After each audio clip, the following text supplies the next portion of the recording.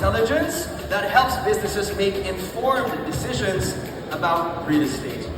This afternoon, we'll hear about the current landscape of Cebu's office market, how demand continues to evolve, what companies are prioritizing when choosing office space, and the opportunities that lie ahead for all of you.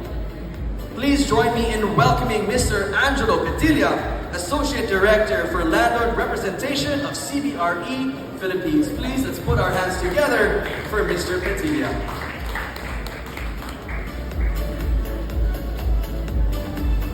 Hello, good afternoon everyone. Welcome to Cebu Exchange. Again, my name is Angelo and we'll be sharing our market report for the second quarter of 2026.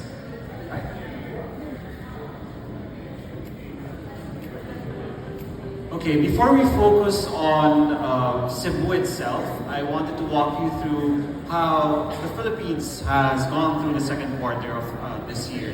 So in terms of demand, we have seen a total of 161,000 square meters of spaces being taken here in the Philippines. However, if you break this down, only 70% is actually the headline demand for this quarter.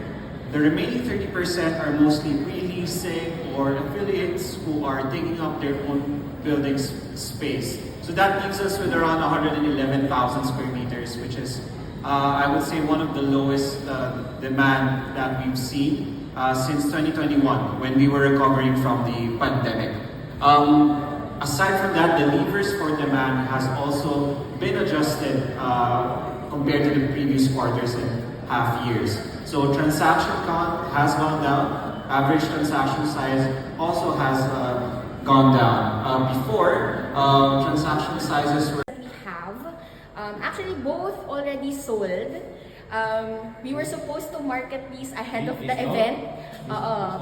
Sold talaga siya. So these are 300 plus square meter units that were sold ahead of the event. Para lang you can also see the difference between warm shell and bare shell. So, sir, yung 20 F muna. F. Okay. So 20F.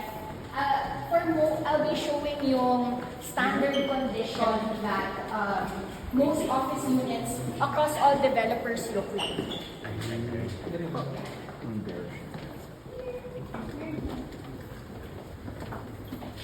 So this is 20F. So anywhere in Cebu, if you will be buying an office space, it comes like this. Raw concrete, raw floors, hindi pa installed yung aircon. This is the norm or industry standard for all office developments.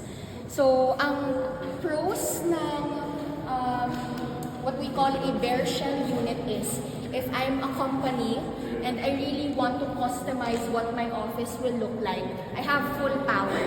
Kasi I can say, gusto ko may partition dito, I want a specific type of flooring. That's the benefit of a bare shell. How many square meters? This one is 336. It's like small. That includes the hallway? Not included the hallway. Not yet sold this unit. How Available about pa. CR also? Includes the CR? This CR